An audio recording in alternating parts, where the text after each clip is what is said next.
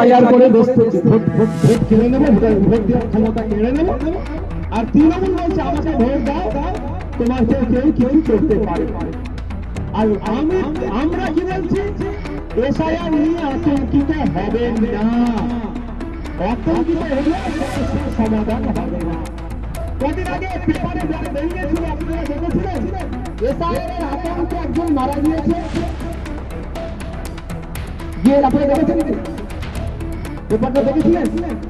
এই আমিরুল আর এ কোথায়, রাজ্জাক ভাই কোথায় জিজ্ঞেস করতে বলুন তো। আতঙ্কিত হলে সমস্যা কি সমাধান হবে? আমি উদাহরণ দিই, তারপরে আমি জায়গায় আসবো। আপনার 179 বছর বুঝে যদি খবর পান বাঘ এসে গিয়েছে, সবাই যদি ঘরে ঢুকে দরজা দিয়ে দেয়, বাঘটি চলে যাবে। বিজেপি তো বাঘকে ফেলে নিয়ে আসছে এখানে আপনাকে খাওয়াবার জন্য। আর জায়গা দেখিয়ে দিয়েছে কোথাকার মানুষের মাংসটা একটু সুস্বাদু হবে, সেখানে গিয়ে বাঘটাকে হাজির করে। বুঝতে পারছেন কি বলছি? আপনাকে তৃণমূল বলছে যে আমি দেখে নিচ্ছি, তোমাদের চিন্তা করতে হবে না, চিন্তা করতে হবে না, আমি দেখে নিচ্ছি, তুমি ঘরে ঢুকে পড়ো, দরজা দিয়ে দাও। ঘরে ঢুকে দরজা দিয়ে দাও, কিন্তু বাঘটাকে ধরে খাঁচার মধ্যে ঘোরার ব্যবস্থা কি তৃণমূল করছে? বলুন, করেনি।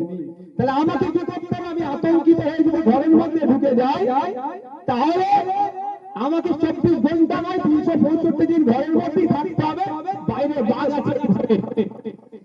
আর আমরা বলছি অনেক আমাদের সাথে খেলা হয়েছে, আমি দলিত হওয়ার অপরাধে আমাকে পিটিয়ে মেরেছে, আমি আদিবাসী হওয়ার জন্মের অধিকার করে নিয়েছি, আমি মুসলমান হওয়ার জন্য বেমানুষ পেয়েছি, দেশ পেয়েছি, আমি আমাকে পিটিয়ে মারছে, অনেক বলেছে। আমি আজ আমার কথাই ভয়ে পাবো না, তোমার কথায় আতঙ্কিত হবো না, তোমার কথাকে আমি বিশ্বাস করবো না। বাঘ এসেছে, আমরা ঐক্যবদ্ধ হবে, বাঘকে ধরে আমরা খাঁচার মধ্যে ধরবো। এটা আমরা এবার আপনাদের বলা হচ্ছে এসআইআর হবে না, আর একজন বলছে এসআইআর হবে।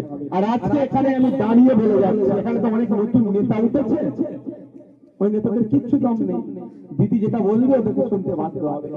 ওদের দিদি বলে দিয়েছিল ওয়াকাফের আন্দোলন